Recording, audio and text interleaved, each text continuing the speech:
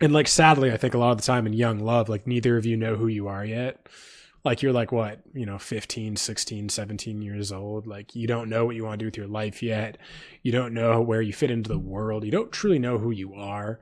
You're still trying to fit in. And it's just interesting, like the human journey where like as you get older, as you go through your 20s, as you go through your 30s, you go on the inward journey. This week on the Anton Analysis, we're going to be exploring the themes of innocence and young love, which is perfectly exemplified in Christina Perri's song Arms, which was requested by Aaron. So Christina Perri started her career when she was 21 and is best known for her song Jar of Hearts, which was featured in So You Think You Can Dance back in 2010, and her song 1,000 Years, which was featured in the soundtrack of Twilight Breaking Dawn, and has since released 7 albums. And Christina wrote this song, Arms, when she was 22 and released it on her debut 2011 album, Love Strong. And a couple personal comments about Christina. So I first reacted to Christina back on the channel in 2022, early 2022, to her song Human on her second record. And that song, I was very taken back. I was very blown away by just how authentic and vulnerable Christina was. Where I've reviewed probably close to 1,500 songs on this channel. And yeah, in reviewing so many songs, there's a lot of songs about heartbreak. There's a lot of songs about young love and losing innocence. And so much of the time, it doesn't feel like the artist is truly bearing their soul. It feels like they are afraid or unwilling to go to fully explore and dive into those challenging emotions out of fear of appearing vulnerable or out of control or pathetic. And yeah, there was just something about Christina in that song Human where it's that feeling when you go, oh, okay, like you've just found a diamond in the rough, someone who's truly unique in their artistic and authentic expression. And then I listened to this one and it just further exemplified that Christina is incredibly innocent, vulnerable, and authentic. And also, I do want to mention as well, even if you don't enjoy pop music or don't enjoy Christina's music, I do invite you to, the music reaction is 5 minutes of this video, and the rest of it is really a deep dive, a discussion, almost like a podcast into these themes, into these reflections I've had in my own life about being in high school, being in elementary school, being innocent and being open-hearted and having my heart shattered over and over and over again, and young love and some of the beautiful naivety of it. And so even if you don't usually enjoy this kind of music, I do invite you to enjoy and take part in the discussion afterwards. I think that anyone who's drawn to me and drawn to this channel, I think that it will have something for you. And I think that we all go through innocence. I think we all go through young love. And I think we're all broken in some sense. We all have been broken. There's not many who have either not been broken in their own household growing up or through the teenage years or just in life. I feel, and I've shared this before, that I feel like our society, our consumeristic, capitalistic society, is very competitive, and it doesn't reward a lot of the time authenticity and vulnerability. It doesn't reward heart. It rewards whoever can hustle or grind the hardest or work the hardest or compete at the highest level. And while I don't want to make those things wrong, I think that something that is completely overlooked and undervalued in our society and in our culture is heart, is authenticity and vulnerability. And yeah, I feel like we all lose it. We all get hurt one too many times. and it just becomes too painful to keep our heart open. So yeah, so I do enjoy, I do invite you guys to enjoy the discussion in this episode. And the episode chapters are, so part 1 is we're going to be doing a song playthrough, a reaction. We're going to be listening to the song. I'm going to be doing a reaction, and I'm going to be giving my musical analysis. I'm going to be breaking down the vocal performance, the instrumental, the songwriting. I'm not a professional musician, so I don't tackle it from that standpoint. I more tackle my musical analysis from the perspective of almost Rick Rubin. If anyone knows that, he's a famous producer. He's produced Linkin Park, System of a Down, Slipknot, I think it was Public Enemy maybe, but just Red Hot Chili Peppers, famous producer. And one thing that I feel like he and I look at music the same way, he doesn't know how to really play any music, but he looks at it from this big picture philosophical perspective of what a song is, what a story is. And I do the same thing. So with my musical analysis, I do look at it from that perspective. So if you're looking for someone who's going to go into the nitty gritty on the guitar lines or the musical notation or dissecting the vocals in a very nuanced way, I'm not your guy for that. But if you're looking for someone that really understands and reflects on the heart of what music is and how it touches our hearts and our souls, and you know a good song when you hear it. You know when something is genuine. And so that's what I provide with my musical analysis. So that is part 1, is the reaction and the musical analysis. And then in part 2, we go into the lyrical analysis. And there's 3 main discussion topics that I talk about in this video. So the first is the power of authenticity. And I make a comparison between Christina Perri and Alanis Morissette, which I've also done a full album reaction. And you can check that out in the description below if you want to get a hold of that. But I make this comparison between just Alanis and Christina. And I feel like in some sense, they are cut from the same cloth. They both have just a potent authenticity. And in the second discussion topic, I inquire into whether or not the pure innocence of young love is naive or beautiful. And again, I go deeply into my upbringing in my past and my high school experience, and how young love is often given a bad rap. It's often viewed as naive, and it very much is, but maybe there's something beautiful to that too. And the third discussion topic is how abuse destroys our innocence. And this is one that is very dear to my heart, and anyone that's followed the channel, you probably know where this one is heading. So that is the main episode chapters of this episode. And my last note is feel free to share your thoughts and questions, comments respectfully in the comment section below. And let's create a conversation, a dialogue around these themes, because these are some of my favorite topics to discuss is, what makes us human. And I feel like in a lot of ways who we truly are is who we are as children. And I think our innocence and our vulnerability and that really is for me as a question I have. I wonder, can you be truly authentic without being vulnerable? And so, I invite you guys to take part in the comment section. And with that being said, I hope you guys enjoy this exploration on innocence and young love.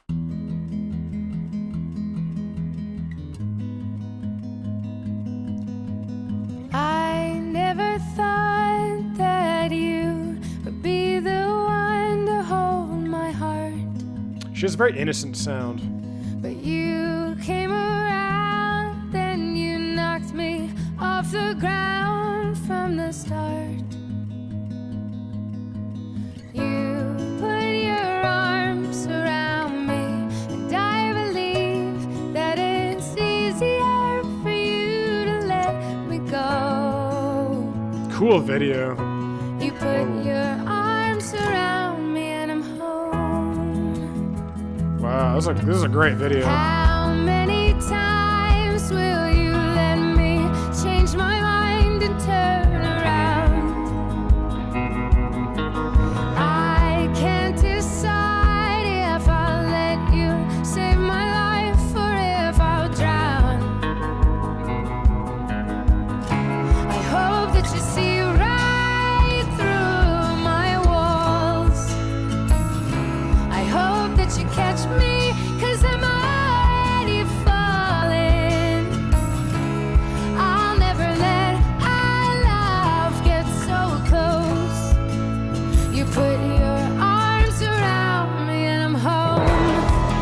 All right, so I do want to just briefly talk about this for a few seconds. Yeah, so I know I mentioned the video. So the video has very high production quality, but also like musically, I'm just picking up. Also interesting, the way it's mixed and like the little flourishes they're adding in the background. I don't know if I'd say it's like uncommon for pop music to have that, but there's something, I don't know if it's the instrumental or Christina's vibe, but there's just something very pure and innocent about this. Like Christina's first song apparently came out, Jar of Hearts, in 2010 on So You Think You Can Dance. That was debuted. And this came out in 2011. So a year after. So I actually don't know how old she was. But just like, again, after hearing Human and listening to this, I'm just, I don't know if confronted is the right word, but I'm just taking in how of an innocent soul she sounds like. Like just her voice is so tender, so pure, like almost like reminds me like a fairy tale, like just like, like the embodiment of innocence. You know what I mean? And I just feel like one thing that Christina, like a superpower she has, is this ability to, like even more than innocence, like bare her soul to you. It's like, even if I wasn't listening to the lyrics, just her voice itself just conveys just her soul in such a pure way. I feel like some artists, is like you listen to them and it's like it's hard to really feel who they are. Maybe their lyrics are kind of shrouded in a lot of metaphors or symbolism where it's a little bit cloudy. And then even sometimes their voice is clouded in maybe a really interesting style, or it's like there's not the naked vulnerability. There's not the naked intimacy, where Christina, that's like her thing, is her voice is just naked. Like her intimacy is just, it's just so pure. It really, it's really striking to me. But let's get back into it. If I'll let you save my life, or if I'll drown, I hope that you see right through my walls. Well, even that lyric. You catch me, 'cause I'm already falling. I'll never let our love get so close. You put your arms around me and I'm home. Nice build up in the song.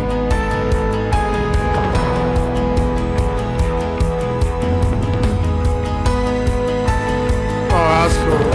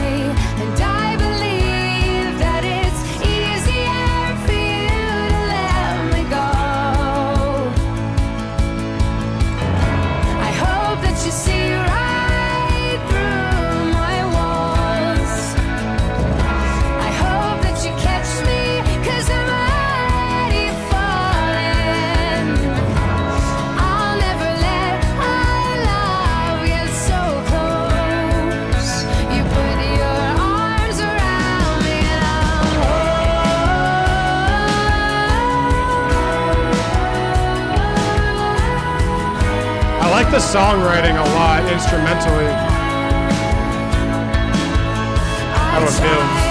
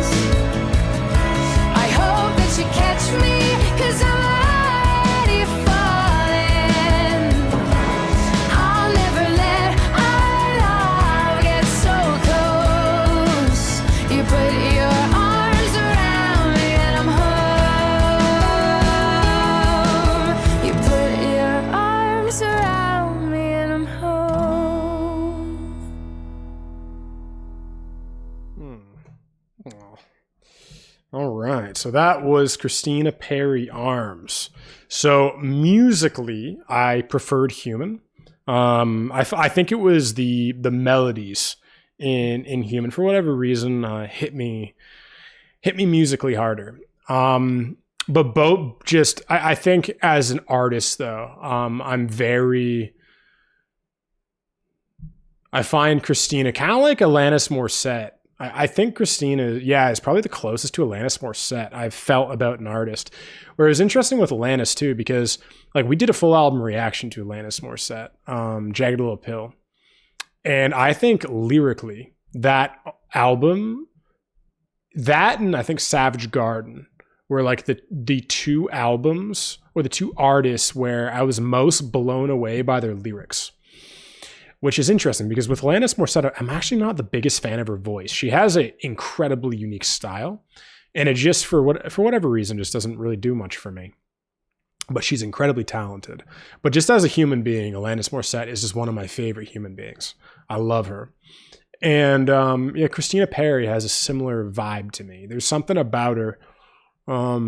Maybe even like when I come across an artist that is as pure and innocent as Christina, there's like a protective element that comes out in me where it's almost like I don't know, maybe in some sense I kind of see myself like when I was a kid. Like I used to be so innocent. Like I was a really pure-hearted kid. And it got really broken. You know what I mean? Like expelled twice, suspended 25 times. Really just, you know, really challenging upbringing. You know, didn't feel safe in my home. Didn't feel like my dad loved me. Challenging relationship with my brother and my sister. And for me, like in order to survive, it's like I kind of had to shut down my heart. And so I think like anytime I see an artist or any human beings, children even, that have like a strong sense of innocence or wonder or curiosity, it's like there's a part of me that's like I feel like I need to protect that. There's even like a feeling in me like where I'd like, you know, with people like that, you know, even when I was a camp counselor, when I was younger, I was for one summer I was a camp counselor and it was my favorite job ever. Just because of the mentorship with the kids, you know, like it was just, you know, really beautiful, to like be there for to be there for people, you know, that I felt like had again, that innocence and like, you know, like talk to them and being like, hey, like make sure you never lose that. You know, it might not be cool right now. Like you might be at a chapter of your life where it seems like a liability. You want to fit in. You want to be cool, one of the cool kids. You want to be tough and popular and all this stuff. But it's like what you have, like you have the Holy Grail inside of you and you don't even realize what you have. Because I didn't realize what I had. And I gave it away to survive. You know what I mean? And now like I've spent years coming back to that part of myself that I lost, right? And so all this is to say is I feel like Christina has that. I feel like Christina has that authenticity, you know, that just like wears her heart on her sleeve kind of person. And like those people are like, I need people like that in the world.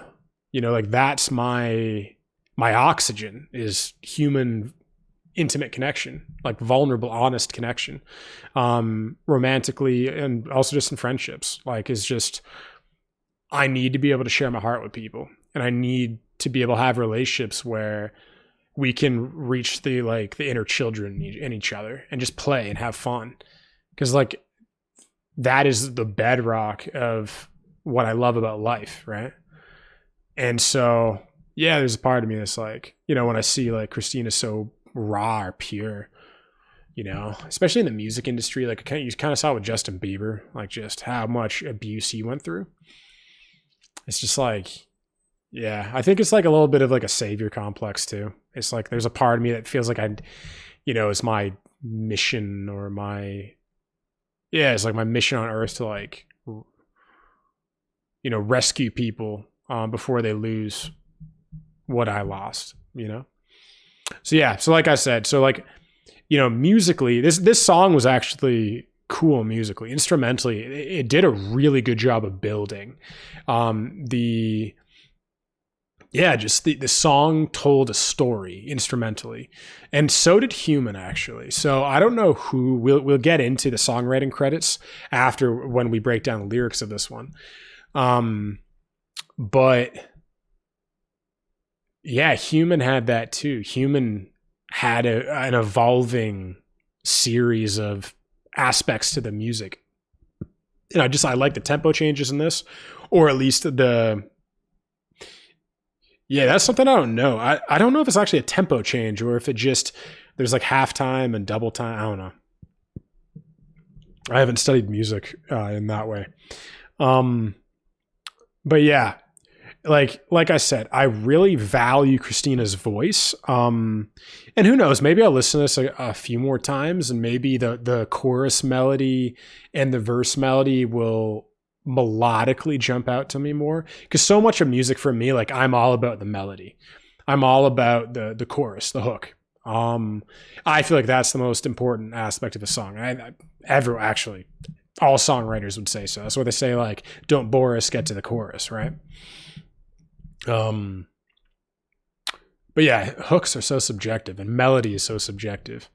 But yeah, the melody in this one didn't really do much for me, but with Christina, there's so many other elements that really captivate me.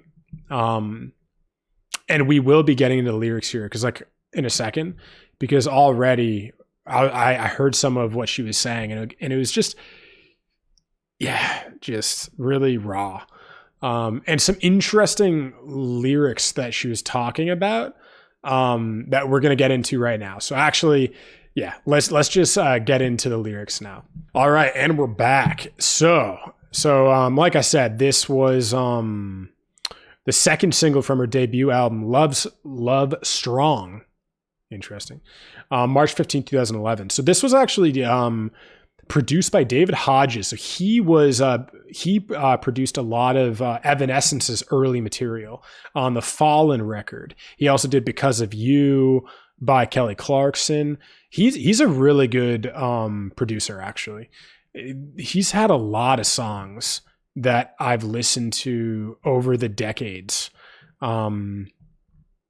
That I've just been really impressed by. I find he, I don't know if this is the artist he chooses to work with, or if it's his production style, his lyrical style, but I find everyone he works with is very emotionally raw and authentic. Like Kelly Clarkson, Avril, I really like Kelly Clarkson. I really like Avril Lavigne too. I feel like both of them are just very authentic artists. Christina Perri, very authentic. Jason Mraz seems like a wonderful guy. I don't really resonate with his music very much, and I know Aaron likes Jason Mraz a lot, but seems like a wonderful guy. But yeah, so it's interesting. Either David brings that vulnerable, authentic touch to the music that he produces, or he just finds artists that are kind of like him. But let's see. What did Christina Perri say about Arms? Arms is about the fight between your heart and your mind. Your heart wants to be loved, but your head is always telling you reasons not to be with him or her. Trauma, hurt, or how you are not worth the love. It's about the struggle and finally giving in when you're wrapped in their arms. Then you get it. Then you feel loved and loved ones. Aww. That feels like such a again, like an innocent thing to say.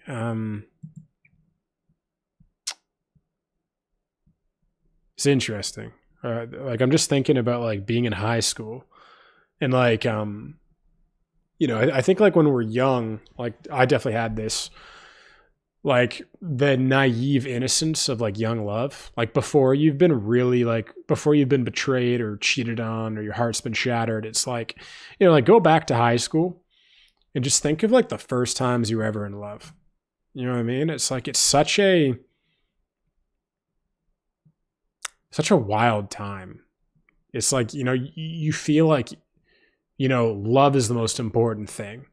Like if we just love each other, like, you'll get these cliche things. Like, it's like, if we love each other, we can get through anything. You know what I mean? These like cliched sayings or ideas, but like they're naive to a degree. Like they're definitely naive. But they're also like beautiful in a way. They're very pure. And like sadly, I think a lot of the time in young love, like neither of you know who you are yet. Like you're like what, 15, 16, 17 years old. Like you don't know what you want to do with your life yet. You don't know where you fit into the world. You don't truly know who you are. You're still trying to fit in, like high school and like teenage years are so tribal. You know what I mean? Like I've always thought that it's like packs of wolves. You know what I mean? All these cliques, all these tribes. The nerds, the geeks, the scene kids, the jocks, the chess club, I'm thinking of the theater kids, like the musicians, the arts, the kids who are in the arts. Is like you have all these tribes and everyone's like trying to find their tribe. They're trying to fit in. And it's like, friendship and your community is everything. And it's just interesting, like the human journey where like, as you get older, as you go through your 20s, as you go through your 30s, you go on the inward journey. You start to ask yourself, am I actually resonant with my friends, with my friend group? It's just funny. Like when you're in high school, it's like the bar for what it's like, everything is like about loyalty in an interesting way. It's like, it's all about like, oh yeah, we're going to stick by each other forever. Right. There's like naive love. There's naive loyalty. And not saying there's anything naive about loyalty, but it's not self-reflective loyalty. It's not actually questioning, do I have the same values as these people? Are we really aligned? Are we going in the same direction? Like, are we, you know what I mean? It's like, and then life happens. And then as you go on your own journey, you end up moving, you end up, having a family, getting married and, like starting your career and all these things. Like you really, and like things fall away, you know what I mean? And like going back to love, it's like, to me, it's funny because after like, me, I've been betrayed. I've had my heart shattered multiple times. I think after it happened about 2 or 3 times in a row, I just kind of like closed off, and I'm in the process now of like opening my heart back up. And I had been for a while, and it's constantly opening up more and more and more. And it probably will end up being a whole lifetime journey for all of us, right? But it's just like interesting how when you're young, you think that love can conquer everything. And that if you just love each other enough, you can get through anything. You can get through a long distance relationship. She can go to college. You can go to different colleges and you'll be fine if you just love each other enough. You know what I mean? It's like, and then it's funny because then, I remember my closest friend in college, Ryan, that happened to him. Like him and his girlfriend went to 2 different colleges. He went to my college, my university, and they had this long distance relationship for 6 months, and then she cheated on him. And he I think it was nuts. I think he went to surprise her, and I think he found her with like another guy or something. And it's just like, I remember how dark that was for him. He literally like changed after that. He became like a different person. Like he was so open-hearted. He was such a romantic when he was in that relationship. And then it was so interesting. He was monogamous. He was romantic. He would, surprise her all the time. He would drive hours to her campus. He'd come back in the middle of the night. Like it was just wild. And then when she betrayed him, he started becoming like polyamorous, like kind of sleeping around with women. Like, I don't know if he was sleeping around with women, but like he was just like with tons of women all the time. Like his vibe changed. It's like he kind of became a different person. Me and him stopped becoming friends. Actually, he was like my best friend. He was my best friend. Like so many late night conversations, just I remember like, yeah, when he was dealing with the betrayal, like we'd just be up to like 2, 3 a.m. just talking, and he'd sometimes just start crying or something. You know what I mean? Especially when he was drunk. We'd go to we'd go to parties and we'd come back and he'd just be kind of like open his heart to me. As you do when you're drunk. And it's just like, it's just watching this guy just descend. Yeah. And again, like what I'm getting at is just like, when you're young and naive and you think love can like conquer everything, like there's such a beautiful innocence to that. Like he was at his best when he had that open heart before he was betrayed. Me, like when I was, I don't know, 15, like we all had our shit. Like I did stupid shit all the time, but I don't know. I think there was something beautiful about the purity of my feelings. Like how open-hearted I was. How like I would love with every ounce of my being.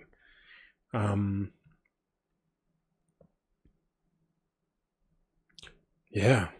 And then it's like you get betrayed and you lose that open-hearted naivety. You lose that ability to like love fearlessly, And then it's like you gain wisdom, after a lot of the time after your heart's broken, you gain wisdom, you figure out who you are, you start your career. It's like you gain all these things, all this self-knowledge, but like you lose your heart. It's almost like this like thing that we all do. Like, I don't know many people that have been able to get through life unscathed around their heart. And it's like, and I think like, that's the second chapter of life is like after your heart gets shut down. And as you find yourself and you go on your hero's journey, I think then life becomes this journey of like coming back and like opening up your heart again, like accepting that you've been hurt, accepting that life will hurt you, accepting that people will betray you, accept like, yeah, I was betrayed twice when I went to Mexico 2 years ago, twice by two really close friends. And I still notice, how discerning I am now in relationships, friendships, any relationships.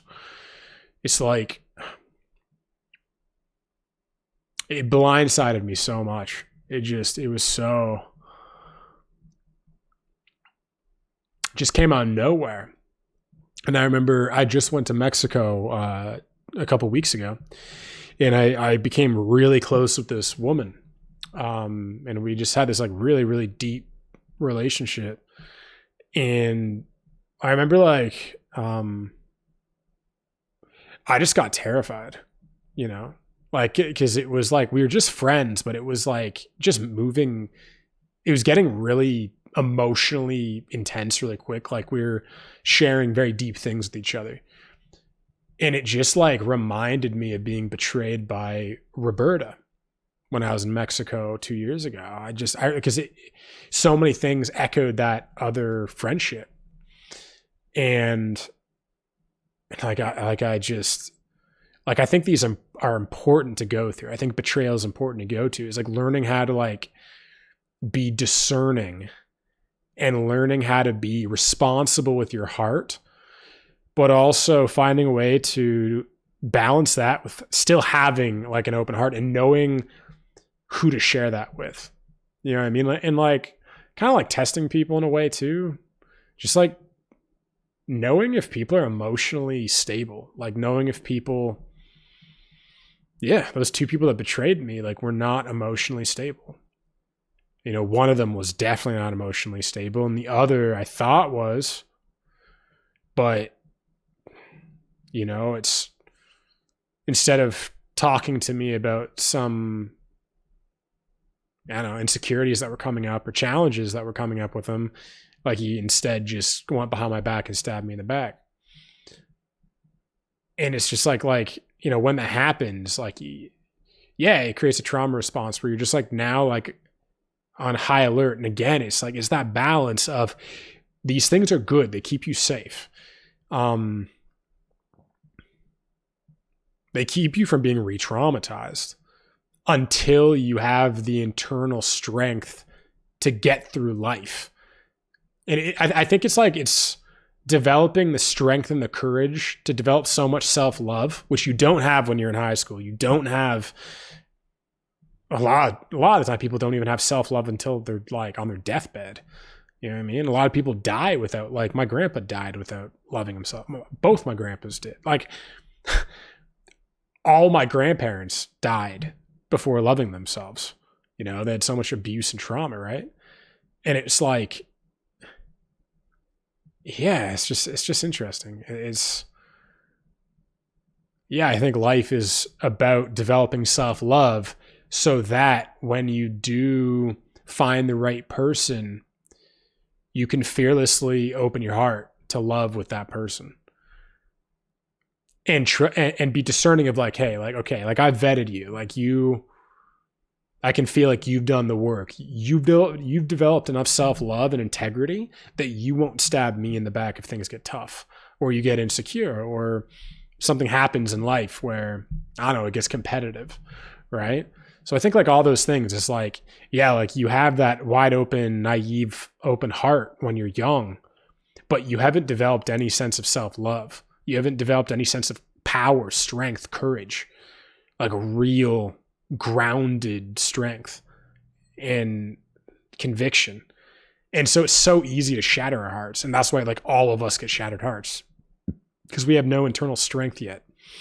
But then it's like all of us get hurt so early that, I don't know, like it just makes me think about like parenthood. Like, and you know, my children in the future, like one thing I want to do with them is like, how can I help them develop self-love and internal strength, hopefully before they get their heart shattered for the first time. Like that would be like my mission, is like, how can I help you know who you are? And like, maybe it's impossible. Like the prefrontal cortex doesn't finish growing until 25. And people, it's just like, no one knows who they are yet at that age. But I'm like, I don't know, like, it's just kind of like a hypothesis of mine. I'm like, can you develop resilient kids so that when the inevitable happens, they don't close off? Yeah. So anyway, all this was about this comment about, you know, her talking about, you know, when you're wrapped in their arms, then you get it. Then you feel loved and love wins. It's like, yeah, that's the naive love where you still might not know who you are, but the connection, it's interesting. Who wrote it? Yeah, so it was written by David Hodges and Christina Perri. David Hodges wrote it, and also Christina Perri. I have a feeling Christina wrote her own songs just because they're so raw and vulnerable. I find when songs are written like this, like really deep, is usually self-written. Where I notice when songs are written by ghostwriters and producers, I find the song takes more of a archetypal lens. It's more big picture. It's more like, hey, baby, you broke my heart. Like, it's less specific. Like, the details are more intimate a lot of the time when it's self-written, you know? But yeah, there's some interesting things about the lyrics that I want to touch on. So, I never thought that you would be the one to hold my heart, but you came around and you knocked me off the ground from the start. You put your arms around me, and I believe that it's easier for you to let me go. And I believe that it's easier for you to let me go. You put your arms around me and I'm home. Again, that's so innocent. That's so beautifully innocent. Just like you put your arms around me and I believe that it's easier for you to let me go. You put your arms around me and I'm home. Like, I love the simplicity of that. Again, it just reminds me of like teenage love, or like, 20-year-old love. Gosh. Yeah, the innocence, not purity.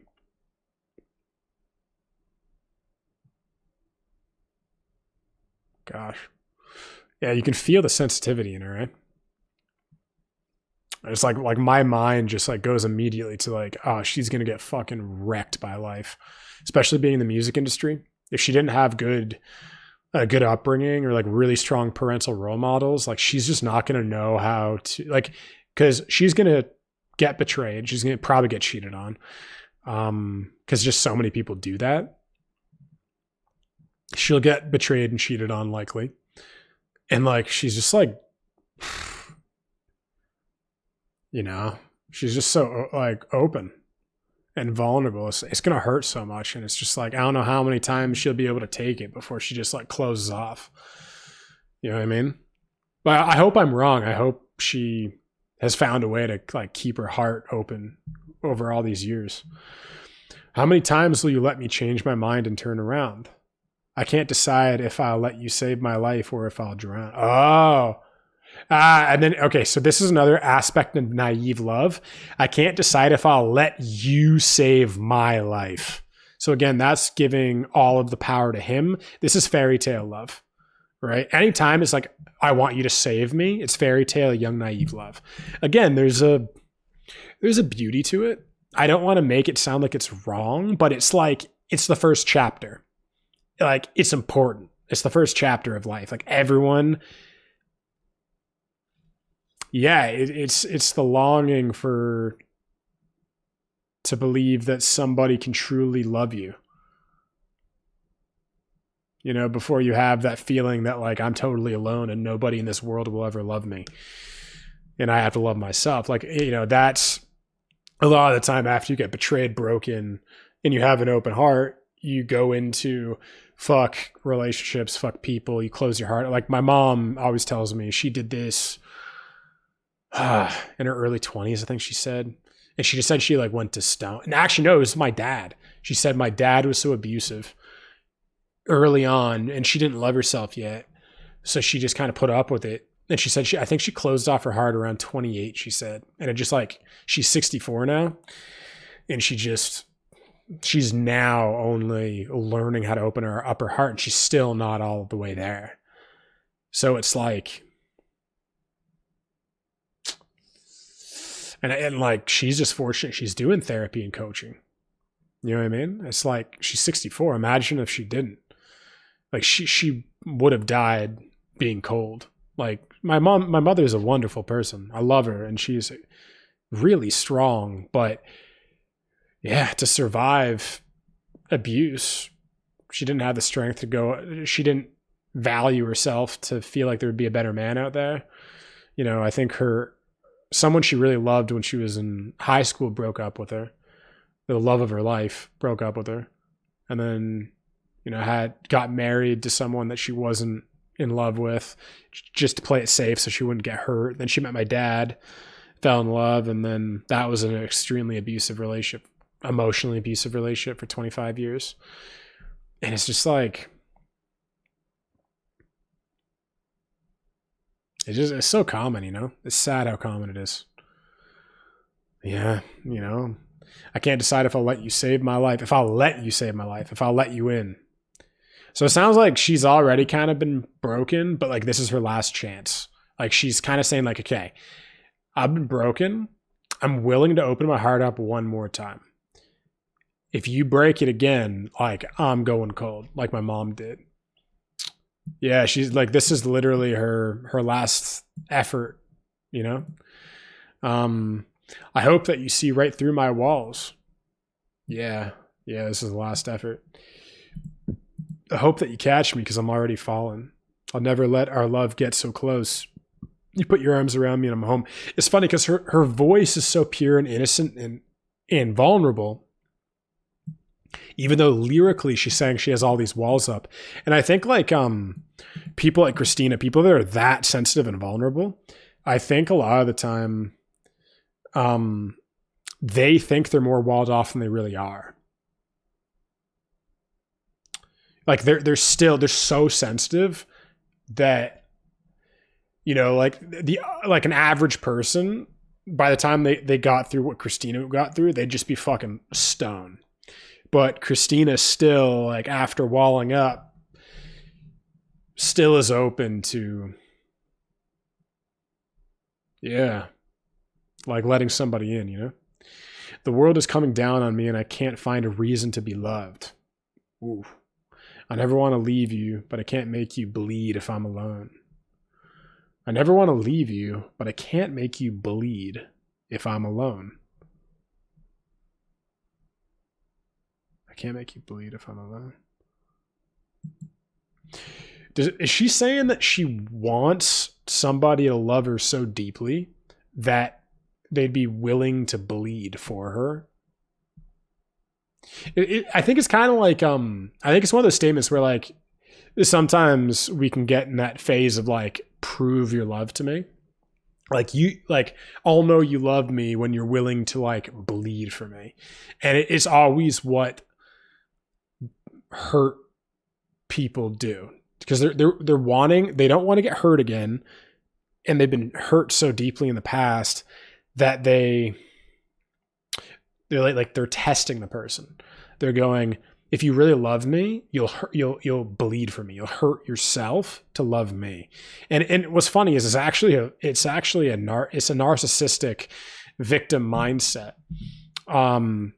It's actually it's very kind of like victim mindset. It's you're literally hoping somebody will go through unneeded pain so you can trust that they can love you.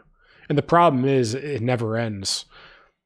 Like nothing satiates the fact that you feel like no one's trustworthy, you know? It's like just this hole that you're trying to fill with all these tests, but there's no test that will fill the hole and prove to you that you're lovable, right? And look, and this whole thing, verse 3 is interesting because it comes full circle. The world's coming down on me, and I can't find a reason to believe. She doesn't believe she's able to be loved. Therefore, because she doesn't feel like she's able to be loved, she needs to test people. And really, it's until she loves herself, she'll always test people. And she'll test people over and over and over until they just go, I can't do this anymore. Like, I keep bleeding for you, and it's never enough. Right? So it's funny. It's like, I think there's the thing with Christina is I can feel her potential. I can feel her heart. There's a lot of pain, and there's actually some toxic elements to her personality. Not her personality. Everybody, anytime we're in trauma, we become toxic. Like every time. Anyone who's traumatized is in a victim mindset, and they're in survival mentality, and they're self-obsessed and narcissistic. Always.